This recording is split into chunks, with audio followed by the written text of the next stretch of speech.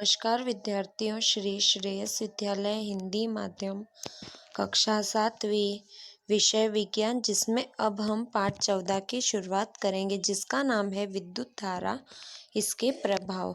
आप कक्षा 6 में पढ़ चुके हैं कि किस तरीके से विद्युत धारा प्रवाहित की जा सकती है, कि हम तार में से किस तरीके से विद्युत धारा प्रवाहित होती है। तो इस में हम यही जानेंगे। आपने कक्षा 6 में अध्ययन 12 में सुझाए गए खेल आपके हाथ कितना स्थिर है को खेलने का प्रयास किया होगा। यदि नहीं तो अब आप इसे करके देखिए। बूझो तथा पहली ने कक्षा 6 में सुझाए अनुसार खेल के लिए एक विद्युत परिपथ संयोजित किया है। उन्होंने अपने परिवार और मित्र के साथ परीक्षण करके काफ़ी मनोरंजक किया है। उन्हें इस खेल में इतना आनंद आया कि उन्होंने यह निश्चित किया है कि दूसरे शहर में रहने वाले चचेरे भाई को इस खेल को खेलने का सुझाव देंगे। अतः पहली एक स्वच्छ चित्र बनाया है और उसमें यह दर्शाया कि विविध विद्युत अवयवों को कैसे संयोजित किया जा सकता है। तो देखिए, इस तरीके का उन्होंने चित्र बनाया है। क्या आप यह परिपथ आसानी से खींच सकते हैं? इससे बूझो ने यह जानना चाहा कि क्या इस विद्युत अवयव को निरूपित करने का कोई आसान उपाय है। चलिए, विद्युत अवयव के प्रतीक। तो हम जानते हैं कुछ सामान्य विद्युत अवयवों को प्रतीक द्वारा निरूपित किया जा सकता है। जो सारणी 14.1 में कुछ विद्युत अवयवों और उनके प्रतीक दर्शाए गए हैं। आपको विभिन्न पुस्तकों में इन अवयवों के विभिन्न प्रतीक देखने को मिलेंगे, तथापि आपको यह भी देखने को मिलेगा कि पुस्तक में हम यहाँ पर दर्शाए गए प्रतीकों का उपयोग करेंगे। इन प्रतीकों को ध्यानपूर्वक देखिए। विद्युत सेल से प्रतीक पर ध्यान दीजिए। इससे एक लंबी रेखा, छोटी दूसरी छोटी परंतु मोटी समांतर। क्या आपको याद है कि विद्युत सेल में एक धन टर्मिनल और दूसरा ऋण टर्मिनल है?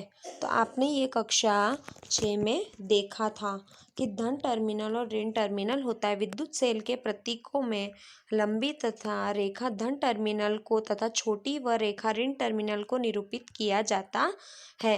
तो इनको प्लस और माइनस में दर्शाया जाता है। धन टर्मिनल को प्लस में दर्शाया जाता है और ऋण माइनस का चिन्ह लगाया जाता है। स्विच के लिए ऑन स्थिति तथा ऑफ स्थिति में दर्शाए गए प्रतीक के अनुसार निरूपित किया जाता है। परिपथ के विभिन्न अवयवों को संयोजित करने में उपयोग होने वाले संयोजक तार रेखाओं द्वारा निरूपित किए गए, जो सारणी 14.1 में एक बैटरी तथा उसका प्रतीक भी दर्शाया गया है। क्या आप जानते हैं कि मोटी बैटरी क्या होती है? बैटरी के प्रतीक को ध्यान से देखिए। क्या आप बता सकते हो कि बैटरी को क्या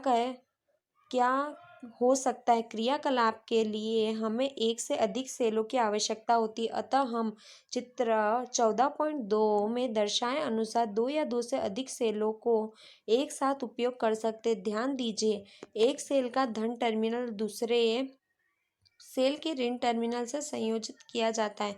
दो या दो से अधिक सेलों के इस प्रकार से संयोजित बैटरी कहते हैं।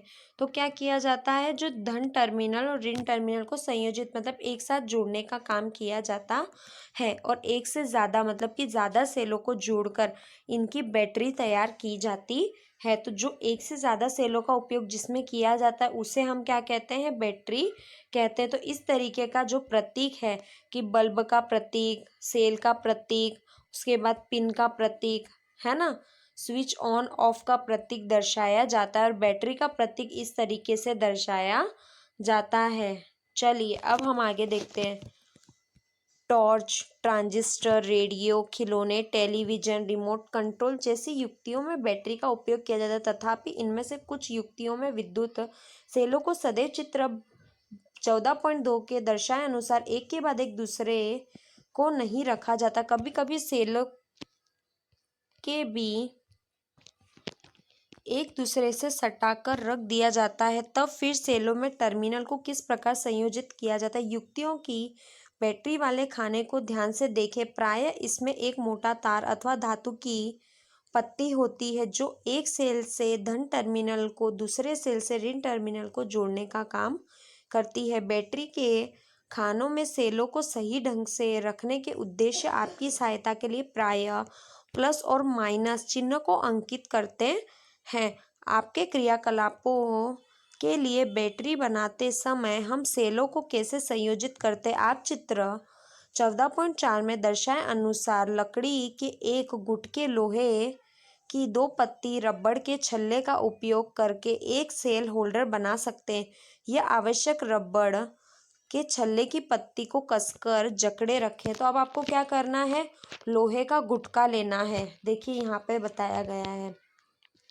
उसके बाद 2 पत्तियां तथा रबड़ की छल्ले, इस तरीके से 2 पत्तियां लेनी है और रबड़ की छल्ले लेनी है कि जिससे आप इन्हें कसकर पकड़ सके। तो इस तरीके से हम सेल होल्डर भी बना सकते हैं।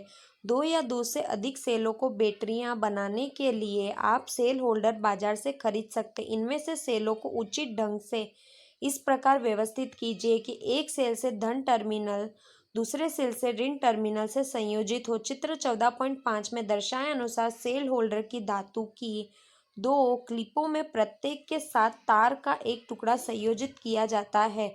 आपकी बैटरी उपयोग के लिए तैयार है।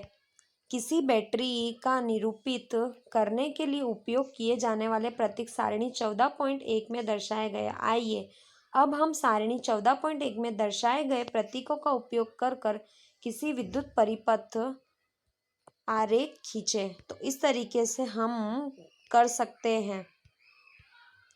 चलिए चित्र 14.1 14.7 में दर्शाए अनुसार विद्युत परिपथ बनाए जो इसी प्रकार के परिपथ पे एक बल्ब दीप्त हुआ था। आपको याद है बल्ब केवल तभी दीप्त होता है तब ऑन की स्थिति में होता है। स्विच ऑन की स्थिति में पहुंचता है वैसे ही बल्ब क्या हो जाता है, जलने लग जाता है। इसी विद्युत परिपथ में प्रतिलिपि अपने नोटबुक बुक में बनाए और विविध विद्युत अवयवों के प्रतीक का उपयोग कर विद्युत परिपथ आरेख खींचे। तो जिस तरीके से यहाँ पे आपको दर्शाया गया है, तो आपको इस तरीके से प्रतीक बनाना है कि हाँ हमने यहाँ पे पिन ली है, ये किस चीज़ का है, बल्ब का प्रतीक है, किस चीज़ का प्रतीक है, जो हमने आगे देखा था। चलिए प्रतीकों का उपयोग कर परिपथ आरेख खींचना काफ़ी आसान है, इसलिए सामान्य हम विद्युत परिपथ को परिपथ आरेखों से निरूपित करते हैं जो चित्र 14.9 में अन्य विद्युत परिपथ आरेख दर्शाया गया है। क्या यह चित्र 14.8 में दर्शाया गया है परिपथ जैसा है? दोनों परिपथ में क्या अंतर है? नहीं, दोनों परिपथ में विभिन्न अंतर है। क्यों? क्योंकि यहाँ पर पिन खुली हुई है तो जिससे क्या हो रहा है कि यह बल्ब दीप्त नहीं हो रहा है और यहाँ पे क्या हो रहा है, बल्ब दीप्त हो रहा है, इसलिए दोनों में यह अंतर दर्शाया गया है। क्या चित्र 14.9 में दिखाए गए विद्युत में बल्ब दीप्त होगा? याद कीजिए बल्ब केवल तभी दीप्त होता है जब स्विच ऑन होता है, बंद की स्थिति में बल्ब कभी भी नहीं जलता है।